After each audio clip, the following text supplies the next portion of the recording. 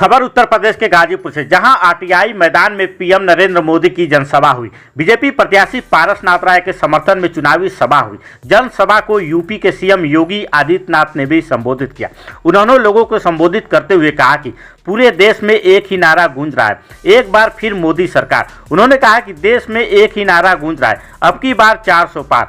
CM ने कहा कि विपक्षी दल 400 सीटों पर चुनाव लड़ने की सोच भी नहीं सकते।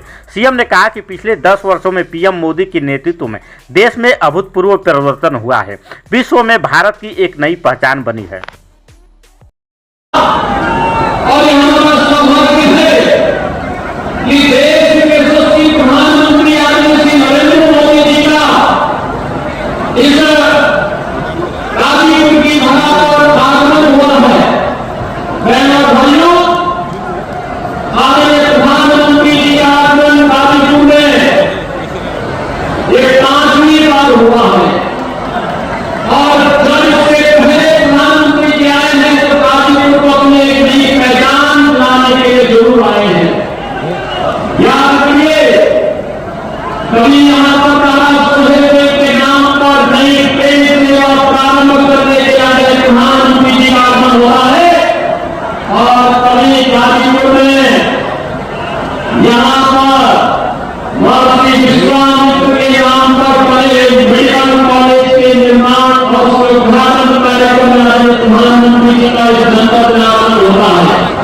और आज एक बार फिर से देश के अंदर जो पूरे देश के अंदर आवाज है, देश के अंदर आम जन की जो भाव घूम रहे हैं, इन सबको ध्यान में रख करके जब प्रधानमंत्री जी हमारे बीच में यहाँ आए हैं, एक अवसर पर जो देश की भावनाएं हैं, देश के अंदर 5 चरणों के चुनाव संपन्न हो चुके हैं। पहले भाइयों, आज 6वें चरण का चुनाव चल रहा है। और मैं आपको इस बात के लिए कह सकता हूं, पूरे देश के अंदर उत्तर दक्षिण पूर्व पश्चिम जहां कहीं भी हम बात करते हैं, चाहते हैं, चारों ओर एक ही आवाज है, एक ही नारा गूंज रहा है। और वह नारा है कि फिर एक बार, फिर एक बार, और अब की बार, अब की बार 400 पार। तो बहनों और 400 पार की बात जब आती है तो कांग्रेस और इनकी गठबंधन से जुड़े सहयोगी दल समाजवादी पार्टी हो या आरजेडी हो या फिर अन्य दल है, ये चारों खाने चित होते दिखाई देते हैं। क्योंकि इन्हें 400 सीटों पर लड़ने का कभी सपना भी नहीं देखा। और भारतीय जनता पार्टी मोदी जी के नेतृत्व में अपनी उपलब्धियों को लेकर के देश के लिए दिए गए योगदान को ध्यान में रख करके हम जनता जनार्दन के आशीर्वाद से इस लक्ष्य को प्राप्त करने की ओर तेजी के साथ आगे बढ़े हैं। और उसी श्रृंखला में आदरणीय प्रधानमंत्री जी का आगमन गाजीपुर की धरा पर हुआ है। हमने पूरे भारत को देखा, हमारी पीढ़ी का एक सौभाग्य है कि मोदी जी के नेतृत्व में हमने इस नए भारत का रचन किया है। इस भारत का दुनिया के अंदर सम्मान बढ़ा है। याद करिए 2014 के पहले का भारत, याद करिए 2014 के पहले का भारत, और आज 2024 में जहां हम खड़े हैं, जमीन और आसमान का अंतर आपको नजर आएगा। 2014 के पहले के भारत में अविश्वास का वातावरण था, दुनिया के अंदर पहचान का संकट था, दुनिया हमें सम्मान की निगाहों से नहीं देख रही थी। लेकिन आज 2024 में हम लोग हैं, आज बहनों भाइयों, पहचान का संकट नहीं बल्कि पूरी दुनिया सम्मान की दृष्टि भारत को देखती है। मोदी की दुनिया के अंदर जहां कहीं दिखाते हैं, पूरी दुनिया पलक पावे दिखा करके पूरा देश उनके स्वागत के लिए उमड़ता हुआ दिखाई देता है। ये सम्मान 140 करोड़ भारतीयों का सम्मान होता है। आज दुनिया के अंदर भारत के पासपोर्ट का सम्मान हो रहा है। और व्यक्ति लोगों से कोई विदेशी पूछता है, आप कहां से भारत से, अच्छा मोदी के इंडिया से, मोदी के भारत से, राशन एक में घोटाले से, भ्रष्टाचार से और साइकाल होते होते एक नया धमाका आतंकी घटनाएं में होती थी। लेकिन आज आतंकी वारदात नहीं होती है।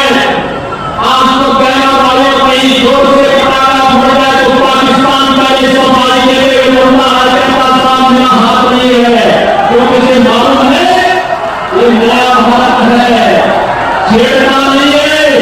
लेकिन अगर कोई छेड़ता है तो फिर उसको छोड़ना भी नहीं है।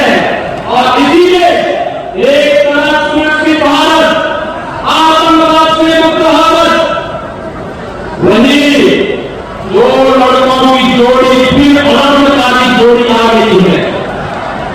बहनों भाइयों, एक समाजवादी पार्टी और कांग्रेस ने जब भी गठबंधन किया है, अलग हुआ है।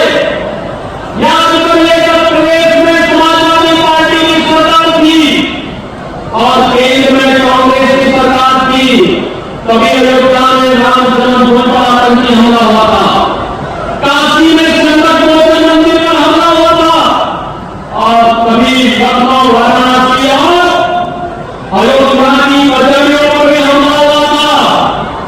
और जब समाजवादी पार्टी की सरकार फिर से प्रदेश में बनी थी और केंद्र में कांग्रेस की सरकार थी, तो समाजवादी पार्टी ने जो राम भक्तों पर गोली चलाती है, यह सरकार उस समय मुकदमों, आतंकवादियों के मुकदमों को भी वापस लेती है। लेकिन आज मोदी जी के नेतृत्व में भारत आतंकवाद और नक्सलवाद से मुक्त हुआ और विकास की योजनाओं में तो पहले ही क्या है। आज हाईवे 4 लेन, 6 लेन, 12 लेन के हाईवे बन रहे हैं। गाजीपुर से पहले मथुरा जाने के लिए हम लोगों को 8 घंटे लगते थे। आज बहनों भाइयों, गाजीपुर से 3.5 घंटे में आप लखनऊ की दूरी पूर्वांचल एक्सप्रेस वे के माध्यम से पूरी कर सकते हैं।